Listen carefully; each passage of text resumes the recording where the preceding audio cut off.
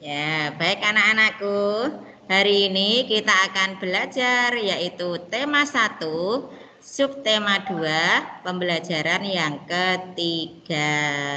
Diperhatikan nggih. Hari ini kita akan belajar tentang menu 4 sehat 5 sempurna. Nah, terdiri dari apa saja itu menu 4 sehat 5 sempurna? Nah, ini silakan dilihat gambarnya sayang. Ada makanan pokok. Nah, makanan pokok itu terdiri dari apa saja? Bisa dilihat ini gambarnya, nggih. Terus selain makanan pokok, ada juga lauk pauk. Nah, lauk pauknya apa saja? Bisa dilihat ini gambarnya, nggih. Terus selanjutnya ada buah-buahan. Buah-buahan apa saja ini banyak macamnya ya. Nah, terus lanjut ditambah dengan sayur-sayuran. Ya, ini ada tomat, wortel, bayam dan lain sebagainya, nggih. Dan yang terakhir yaitu ditambah dengan susu ya. Nah, ini namanya menu 4 sehat 5 sempurna. Ada makanan pokok, ada lauk pauk, ada buah-buahan, ada sayur mayur dan ditambah dengan susu. Nah, makanan sangat berpengaruh terhadap pertumbuhan. Nah, kemarin sudah dijelaskan Ustazah ya, bahwa kita bisa tumbuh dan berkembang itu salah satu faktornya karena kita makan. Dari makanan yang kita makan. Nah, ini keterangannya seperti ini lebih lanjutnya. Makanan sangat berpengaruh terhadap pertumbuhan dan perkembangan manusia. Makanan yang penting untuk pertumbuhan dan perkembangan adalah makanan yang menyehatkan dan bergizi. Nah, ini diperhatikan, nggih. Kita bisa tumbuh dan berkembang itu karena makanan yang kita makan. Tapi diperhatikan, bukan sekedar makanan. Ada syaratnya, ya. Makanan itu harus makanan yang menyehatkan. Makanan yang sehat dan ada gizinya dan bergizi. Kalau makanan itu tidak sehat dan tidak bergizi, justru tambah membuat kita sakit. Ya, pertumbuhan dan perkembangan kita tambah terhambat karena sakit. Nggih. Nah, supaya pertumbuhan dan perkembangan kita itu bisa tumbuh dan berkembang dengan baik, maka kita harus makan makanan yang menyehatkan dan bergizi. Ini diperhatikan ya. Berikut contoh makanan yang menyehatkan dan bergizi. Nah, ini tolong diperhatikan anak-anakku sayang. Makanan apa saja toh yang menyehatkan dan bergizi itu sehingga kalian nanti tidak sembarangan untuk makan. Begitu ya. Nah, ini contohnya. Makanan yang menyehatkan dan bergizi. Contohnya ini makanan pokok. Misalnya apa? Yaitu misalnya nasi, kentang, jagung, roti, ubi, dan sagu. Nah, ini makanan pokok yang sehat ini. Diperhatikan, ada nasi, kentang, jagung, roti, ubi, dan sagu. Ini makanan pokoknya yang sehat ini. Terus yang kedua, lauk pauk. Lauk pauk apa saja yang menyehatkan dan bergizi Ustazah? Nah, ini diperhatikan. Misalnya daging, ikan, daging ini bisa daging sapi, daging ayam, daging kambing, pokoknya daging yang dari binatang halal. Ya. Terus ikan, ada tahu, ada tempe, ada telur, dan cumi-cumi. Nah, ini termasuk ikan di laut ini cumi-cumi ini. Siapa yang suka cumi-cumi? Ini sehat loh ya. Nah, ini contoh lauk pauk. lauk ya, daging, ikan, tahu, tempe, telur dan cumi. Cumi ada udang dan lain sebagainya. Banyak ya yang ikan itu ya, jenis ikan laut. Terus yang ketiga, sayur-sayuran yang menyehatkan dan bergizi. Misalnya apa saja? Yaitu kangkung. Tahu kangkung ya? Nah, ini pasti sudah sering, biasanya dioseng kangkung, nggih. Terus bayam. Terus ada wortel, ada buncis. Lah, ini salah satu contoh sayuran yang menyehatkan. Lanjut, buah-buahan. Apa saja toh? Nah, buah-buahan yang menyehatkan, misalnya ini sayang, ada jeruk, ada apel, ada anggur, ada pisang, ada jambu. Masya Allah, enak-enak banget ini ya. Pasti semuanya suka kan? Nah, pasti suka. Oke. Lanjut, yaitu susu. Misalnya, ini bisa susu sapi, juga bisa susu kambing. Pasti semuanya juga suka ya. Siapa yang tidak pernah minum susu? Nah, pasti semuanya sudah minum susu, pernah minum susu ya. Lanjut. Nah, makanan-makanan tersebut mengandung gizi. Makanan yang sudah Ustazah sebutkan tadi di atas ya. Ada makanan pokok itu apa saja yang sehat, lauk pauknya yang sehat apa, buahnya yang sehat itu apa saja, sayur mayurnya yang sehat itu apa saja. Nah, ini tadi. Makanan-makanan tersebut yang Ustazah sebutkan di atas tadi itu mengandung gizi. Nah, gizinya apa saja Ustazah? Seperti karbohidrat, mengandung gizi yang protein, mengandung lemak, vitamin, mineral dan air. Yang mana karbohidrat, protein, lemak, vitamin, mineral dan air ini sangat dibutuhkan oleh tubuh kita supaya bisa tumbuh dan berkembang dengan baik sayang ya. Nah, dan makanan yang mengandung ini semua tadi, di atas ada karbohidrat, protein, lemak, vitamin, mineral dan air, ini dikenal dengan nama makanan 4 sehat 5 sempurna. Gitu nggih. Nah, lanjut. Makanan yang dikonsumsi harus sehat. Ini diingat ya, harus selalu diingat. Yang kita konsumsi harus sehat dan terjaga kebersihannya ya.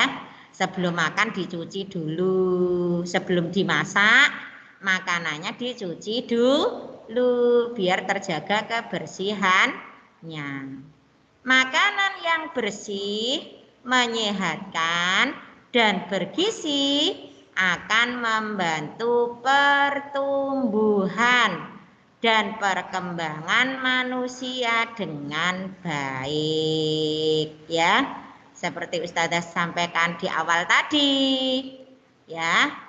Makanan yang sehat, bergizi dan terjaga kebersihannya inilah yang akan membantu pertumbuhan dan perkembangan tubuh kita ya. Kalau tidak sehat makanannya justru menambah penyakit sehingga kita tidak bisa tumbuh dan berkembang dengan baik. Gitu ya. Lanjut. Allah SWT juga memerintahkan kita untuk memakan makanan yang halal dan baik. Makanan yang halalan thayyiban. Allah memerintahkan kita untuk memakan makanan yang bukan cuma halal, tapi juga baik agar tidak membahayakan tubuh kita. Ini pasti sayang ya. Kita sebagai orang Islam, di samping makanan itu sehat, terjaga kebersihannya. Makanan itu harus halal. Nah, karena kita orang Islam itu harus memperhatikan ini sayang. Tidak cuma bersih, tidak cuma bergizi, tapi haram. Maka kita tidak boleh memakannya, ya. Nah, ini yang pertama syaratnya harus halal dulu ini, ya. Halal, terus makanan itu sehat, bersih, bergizi. Nah, itu baru boleh kita konsumsi, kita makan, ya. Nah, ini diingat sekali lagi, harus halal makanan itu, gitu ya. Makanan halal pada hakikatnya adalah makanan yang didapat dan diolah dengan cara yang benar. Dengan cara yang benar menurut siapa? Nah, dengan cara yang benar menurut agama, ya. Makanan halal itu makanan yang didapat dan diolah dengan cara yang benar, yaitu menurut agama dan dibolehkan oleh agama dari segi hukumnya. Maksudnya yaitu halal zatnya, ya. Nah, ini diperhatikan. Berarti kalau menurut agama itu halal, maka boleh dimakan. Kalau menurut agama itu haram makanan itu, maka kita wajib meninggalkannya. Wajib, ya. Wajib itu berarti harus. Kalau tidak ditinggalkan dosa. Gitu ya sayang. Nah, adapun makanan yang baik, adapun makanan yang baik adalah makanan yang berguna dan tidak membahayakan bagi tubuh manusia dilihat dari sudut kesehatan. Nah, ini maksud dari makanan yang baik tadi. Kalau makanan yang baik ini makanan yang berguna, makanan yang bermanfaat dan tidak membahayakan tubuh kita, itu disebut makanan baik, ya. Jadi pertama syaratnya halal, yang kedua makanan itu harus baik.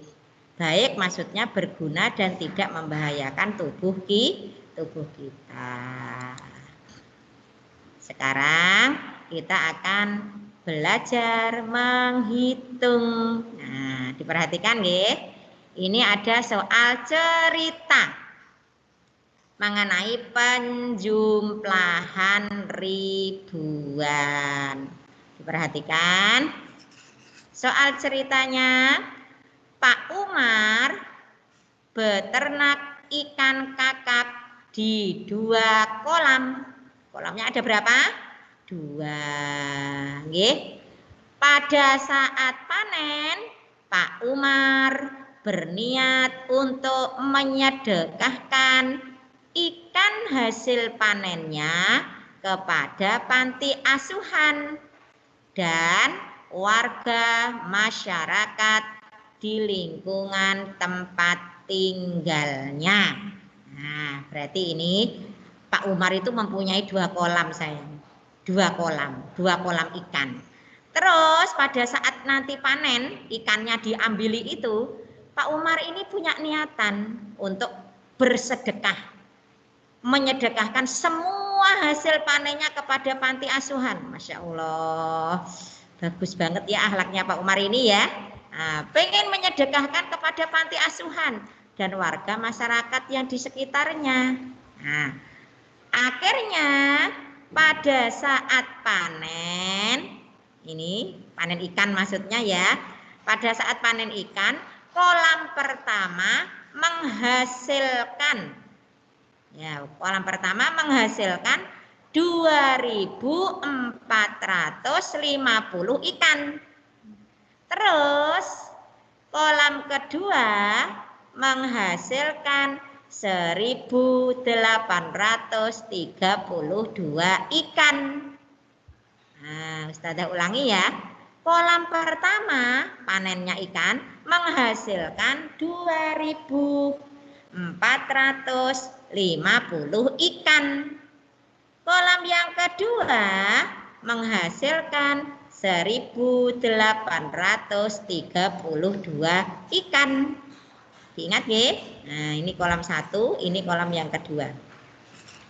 Pertanyaannya, berapakah jumlah ikan yang dipanen dan disedekahkan seluruhnya? Nah, berapa jumlah ikan?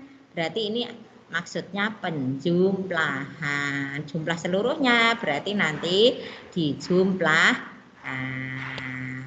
Nah, ini cara penyelesaiannya sayang. Cara penyelesaiannya diketahui. Tadi kolam pertama berapa? 2450 ikan. Kolam kedua 1832 ikan. Nah, ditanyakan berapakah jumlah ikan yang dipanen dan disedekahkan seluruhnya. Nah, dijawab. Lihat caranya. Tadi ditanyakan nggih, berapa jumlah ikan yang dipanen dan disedekahkan seluruhnya. Berarti silahkan jumlah kolam pertama ditambah jumlah kolam yang kedua. Begini sayang. Berarti kan yang ditanyakan jumlah ikan yang dipanen semuanya, yang disedekahkan. Berarti ditambahkan. Kolam 1 dan kolam 2 ditambahkan. Sekarang cara menjumlahkannya bagaimana? Ayo. Sudah bisa ya? 0 tambah 2. Cara menjumlahkannya dari belakang. Dari satuan. Kemudian baru puluhan. Baru ratusan, baru ribuan. Ayo dari belakang ya. 0 tambah 2 ketemu 2. 5 tambah 3 ketemu 8. 4 ditambah 8 ketemu 12. 12 yang ditulis angka belakangnya sayang, yaitu 2. Yang satu kemana? Yang satu disimpan di depannya. Ini yang satu disimpan di depannya. Nggih, diberikan di kolom di tempat ribuan. Yuk kita jumlah ya. 1 ditambah 2 3. 3 ditambah 1 berarti 4. Berarti hasilnya ini sayang. Jadi jumlah ikan yang dipanen dan disedekahkan seluruhnya adalah 4282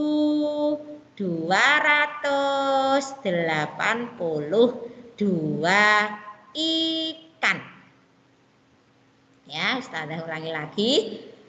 Jumlah ikan yang disedekahkan kepada panti asuhan dan masyarakat yang tinggal di sekitar rumahnya Pak Umar ini segini sayang.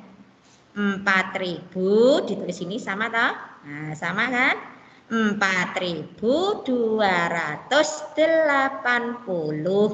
4.282 ikan.